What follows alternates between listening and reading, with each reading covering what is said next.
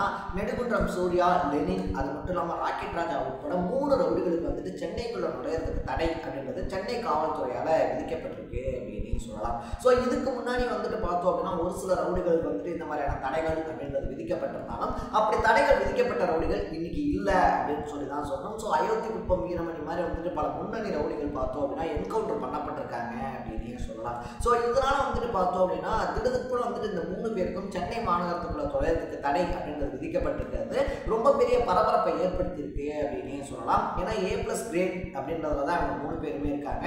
A கிரேடுக்கு மேலே வரும்போதே வந்துட்டு பார்த்தோம் அப்படின்னா நுண்ணறிவு பிரிவு அப்படின்னு சொல்லிட்டு போலீஸ்ல தனி ஒரு டிபார்ட்மெண்ட் இருக்காங்க. ஸோ அவங்க எல்லாருமே வந்துட்டு பார்த்தோம் அப்படின்னா ரவுடிகள் இருக்காங்க இல்லையா, அவங்க என்ன பண்றாங்க, அவங்களுடைய செயல்பாடுகள் என்னவா இருக்கு, அவங்க எங்க போயிட்டு இருக்காங்க வந்துட்டு இருக்காங்க அப்படின்றத தினம் ஃபாலோ பண்ணிக்கிட்டே இருப்பாங்க. லைக் வரிச்சூர் செல்வம் கேஸ்ல கூட பார்த்தோம் அப்படின்னா அவரே ஓப்பனா சொல்லியிருந்தாரு, நான் டெய்லி வந்துட்டு போலீஸ் ஸ்டேஷன்ல இன்ஃபார்ம் பண்ணிடுறேன் எங்க இருக்கேன் என்ன பண்றேன்னு சொல்லிட்டு அப்படின்னு சொல்லிட்டு. ஸோ அந்த மாதிரி வந்துட்டு பார்த்தோம் அப்படின்னா தொடர்ந்து கண்காணிப்புல இருந்து அதுக்கப்புறமா அந்த நுண்ணறிவு பிரிவு போலீஸ் இருக்காங்க இல்லையா, அவங்க கொடுத்த ரிப்போர்ட் அடிப்படையில் தான் வந்துட்டு பார்த்தோம் அப்படின்னா ராக்கெட் ராஜா, லெனின், நெடுங்குன்றம் சூர்யா உட்பட 3 பேருமே சென்னைக்குள்ள நுழைகிறதுக்கு தடை அப்படின்றது விதிக்கப்பட்டிருக்கு அப்படின்னு வந்துட்டு சொல்றாங்க.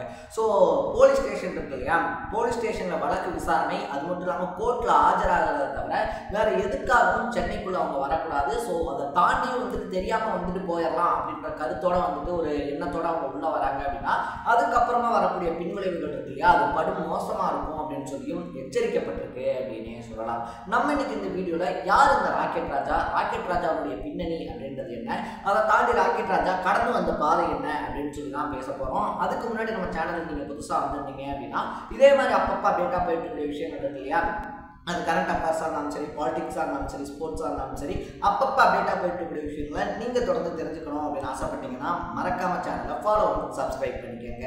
இன்னைக்கு இருக்கக்கூடியவங்களுக்கு வந்துட்டு பார்த்தோம் அப்படின்னா ராக்கெட் ராஜா அப்படின்ற பேர் இருக்கு இல்லையா, இன்னைக்கு இருக்கக்கூடிய யங்ஸ்டர்ஸ்க்கு வந்துட்டு தெரியாத ஒரு பேராக இருக்கலாம். பட் 90ஸ்ல வந்துட்டு ராக்கெட் ராஜாவுடைய பீக் டைம் அப்படின்னு வந்துட்டு தான் சொல்லணும். அப்போல்லாம் வந்துட்டு பார்த்தோம் அப்படின்னா இப்போயே இந்த ஜாதிய பிரச்சனைகள் அப்படின்றது 1-2 அங்கங்க நடந்துட்டு இருக்கு இல்லையா, அப்போ முழுக்க இந்த ஜாதிய பிரச்சனைகள் அப்படின்றதெல்லாம் நடந்த இடம். ராக்கெட் ராஜாவை பொறுத்த வரைக்குமே வந்துட்டு பார்த்தோம் அப்படின்னா நெல்லை மாவட்டத்தில் இருக்கக்கூடிய ஆனைக்குடி அப்படின்ற கிராமத்தை சார்ந்தவர் அப்படின்னே சொல்லலாம். ஸோ அப்படியே அவர் வந்துட்டு பார்த்தோம் அப்படின்னா இந்த ஜாதி சம்பந்தமான பிரச்சனைகள், கட்ட பஞ்சாயத்து இதெல்லாம் பேச போறாரு. அப்படியே அவர் பேச போய்கிட்டு இருக்கும்போது தான் கராத்தே செல்வியினுடைய நட்பு அப்படின்றது வந்துட்டு கிடைக்குது. நட்பு அப்படின்னா அவர் வந்துட்டு குருவா ஏற்றுக்கக்கூடிய சீடரா மாறுறாரு. ஸோ கராத்தே செல்வன் கிட்ட வந்துட்டு பார்த்தோம் அப்படின்னா இந்த அடிதடி இந்த எல்லா விஷயங்களையுமே கற்றுக்கிட்டு அதுக்கப்புறமா வெங்கடேஷ் பண்ணியார் கிட்ட போய் அவருடைய ரைட் ஹேண்டாவே மாறுறாரு அப்படின்னே சொல்லலாம். ஸோ வெங்கடேஷ் பண்ணியார் இருக்காரு, அவர்கிட்ட ரைட் ஹேண்டா மாதிரி நல்ல பீக் டைம்ல வரும்போது வந்துட்டு ஜெயலலிதா பீரியட் இருக்கு இல்லையா, அப்போ வந்துட்டு வெங்கடேஷ பண்ணியாரை என்கவுண்டர்ல போடுறாங்க. அதுக்கு பின்னாடியுமே வந்துட்டு பல அரசியல் காரணங்கள் அப்படின்லாம் சொல்லப்பட்டாலும் கூட வெங்கடேஷ் பண்ணியாருடைய அந்த என்கவுண்டர் அப்படின்றது பல ரவுடிகளுக்குமே ஒரு பீதியை ஏற்படுத்தின ஒரு விஷயம் அப்படின்னு தான் சொல்லணும். பட் இருந்தாலும் வந்துட்டு ராக்கெட் ராஜா அதுக்கப்புறமா தன்னுடைய இருப்பை தக்க வச்சுக்கணும் அப்படின்றதுனால வந்துட்டு பார்த்தோம் அப்படின்னா அங்கிருந்து என்ன பண்றாருன்னா நம்ம சுபாஷ் பண்ணையார் அப்படின்னு சொல்லக்கூடிய ஒருத்தர்கிட்ட போறாரு.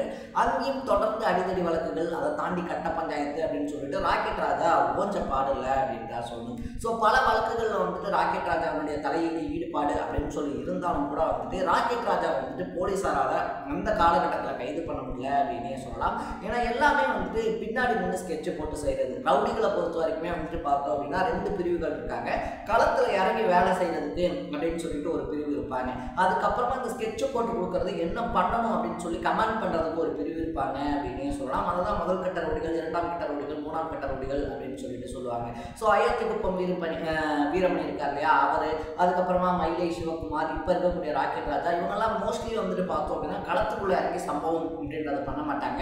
பட் ஒரு சம்பவம் நடக்குது அப்படின்னா ஏதோ ஒரு விதத்தில் அதுக்கு பின்னணியில் இவங்க இருப்பாங்க அப்படின்னே சொல்லலாம். ஸ்கெட்சு போட்டு கொடுக்குறது, இல்லைன்னா அதை வாட்ச் பண்ணி இங்கே இந்த இடத்துல சம்பவம் பண்ணுறான்னு சொல்கிறது அப்படின்னு சொல்லிட்டு ஏதோ ஒரு விதத்தில் அவங்களுடைய தலையீடு அப்படின்றது இருக்கும். அப்படி வந்துட்டு பார்த்தோம் அப்படின்னா பசுபதி பாண்டியன் கொலை வழக்கு இருக்கு இல்லையா, அதில் தான் வந்துட்டு ராக்கெட் ராஜாவை ரொம்ப பெரிய அளவில் வந்துட்டு கைது பண்ணுறாங்க. அவர் வந்துட்டு அவருடைய பெயர் அப்படின்றது வெளியவும் தெரிய ஆரம்பிக்குது அப்படின்னே சொல்லலாம். அதுக்கப்புறமா பசுபதி பாண்டியன் கொலை வழக்கை தொடர்ந்து பல கொலை வழக்குகளில் வந்துட்டு ராக்கெட் ராஜாவுடைய பெயர் அப்படின்றத அடிபட்டுக்கிட்டே இருக்கு.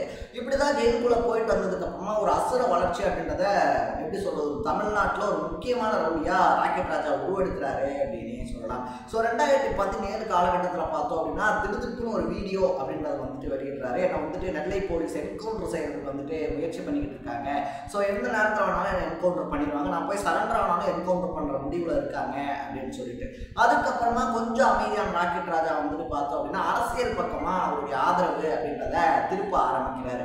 ஸோ அரசியல் ஆகும் அப்படின்றத காட்ட ஆரம்பிச்ச ராக்கெட் ராஜா வந்துட்டு பார்த்தோம் அப்படின்னா பணங்காட்டு மக்கள் கட்சி அப்படின்னு சொல்ல மாதிரி ஒரு கட்சி அப்படின்றத ஆரம்பிக்கிறாரு. ஒரு குறிப்பிட்ட ஒரு சமுதாயத்துக்கான, அதாவது நாடார் சமுதாயம் இருக்காங்க இல்லையா, அவங்களுக்கான ஒரு கட்சியாக வந்துட்டு அதை ஆரம்பிக்கிறாரு அப்படின்னே சொல்லலாம். ஸோ லாஸ்ட் எலெக்ஷன்லேயே வந்துட்டு பார்த்தோம் அப்படின்னா ஹரிநாடார் இருக்கார் இல்லையா, அவரை வந்துட்டு ஆலங்குளம் தொகுதியில் நிற்க வச்சுட்டு அரசியல் வேலைகள் அப்படின்றதெல்லாம் பண்ணிட்டு இருந்தாப்புல.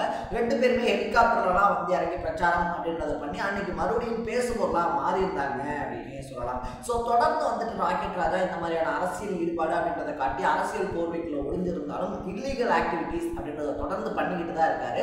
இன்னும் பல மிரட்டல் சம்பவங்களில் ஈடுபட்டுக்கிட்டு தான் இருக்காரு அப்படின்னு சொல்லிட்டு இந்த நுண்ணறிவு போலீஸ் இருக்காங்க இல்லையா, அவங்க கொடுத்த ரிப்போர்ட் அடிப்படையில் தான் இப்போ வந்துட்டு பார்த்தோம் அப்படின்னா ராக்கெட் ராஜா சென்னைக்குள்ள நுழையவே கூடாது அப்படின்னு சொல்லிட்டு அதிரடியான அறிவிப்பு அப்படின்றது வெளியே வந்திருக்கு. ஸோ ஒரு பக்கத்தில் இது வந்துட்டு பார்த்தோம் அப்படின்னா சரி ஓகே, இது வந்துட்டு இந்த ரவுடி சம்பவத்தினால தான் ஈடுபடுத்தப்பட்டதா இருக்கும் அப்படின்னு சொல்லி பேசினாலும் கூட இன்னொரு பக்கத்தில் வந்துட்டு பார்த்தோம் அப்படின்னா ஆல்ரெடி அருணா இருக்காங்க இல்லையா, ஸோ ஆலங்குளம் தொகுதியில் வந்துட்டு பார்த்தோம் அப்படின்னா அவங்களும் போட்டிட்டு இருந்தாங்க. ஹரிநாடாருக்காக ராக்கெட் ராஜா வந்துட்டு பிரச்சாரம் பண்ணதுனால பார்த்தோம் அப்படின்னா ஹரிநாடார் கிட்டத்தட்ட ஒரு 30,000 ஓட்டு வித்தியாசத்தில் 30,000 ஓட்டு தான் வாங்கியிருந்தாரு. பட் அந்த 30,000 ஓட்டு வித்தியாசம் அப்படின்றதான் பார்த்தோம் அப்படின்னா ஆல்ரெடி அருணாவுடைய தோல்விக்கு ரொம்ப முக்கியமான காரணமாக மாறிடுச்சு அப்படின்னே சொல்லலாம். இதை கட்டம் கட்டி இது கங்கணம் வச்சு தான் பார்த்தோம் அப்படின்னா இப்போ சரியான நேரத்தில் ராக்கெட் ராஜாவை பழி வாங்கியிருக்காங்க அப்படின்னு சொல்லப்படுது. ஸோ எலெக்ஷனில் ராக்கெட் ராஜா பண்ண வேலைக்காக தான் இப்போ அவர் பழிவாங்கப்பட்டிருக்காரு அப்படின்னு சொல்லியும் ஒரு டாக் போய்கிட்டு இருக்கு அப்படின்னே சொல்லலாம். ஸோ நீங்கள் இந்த விஷயத்தை எப்படி பார்க்குறீங்க? ராக்கெட் ராஜா சென்னைக்குள்ளே நுழையக்கூடாது அப்படின்னு சொல்லி போலீஸ் போட்டுக்கக்கூடிய உத்தரவு பற்றி உங்களுடைய பாயிண்ட் ஆஃப் வியூ என்ன அப்படின்றத கமெண்ட்ல போட்டு இதே மாதிரி அப்பப்போ அப்படின்ட்டா போயிட்டு இருக்கிற விஷயங்கள் இருக்கு இல்லையா, அது கரண்ட் அஃபேர்ஸாக இருந்தாலும் சரி, பாலிடிக்ஸாக இருந்தாலும் சரி, ஸ்போர்ட்ஸாக இருந்தாலும் சரி, அப்பப்போ அப்டேட்டாக போயிட்டு இருக்கிற விஷயங்களை நீங்கள் தொடர்ந்து தெரிஞ்சுக்கணும் அப்படின்னு ஆசைப்பட்டீங்கன்னா மறக்காம சேனலை ஃபாலோ பண்ணி சப்ஸ்கிரைப் பண்ணிக்கோங்க. நாளைக்கு இதே மாதிரி இன்னொரு இன்ட்ரெஸ்டிங்கான வீடியோவோட சந்திக்கலாம். தர பை பை.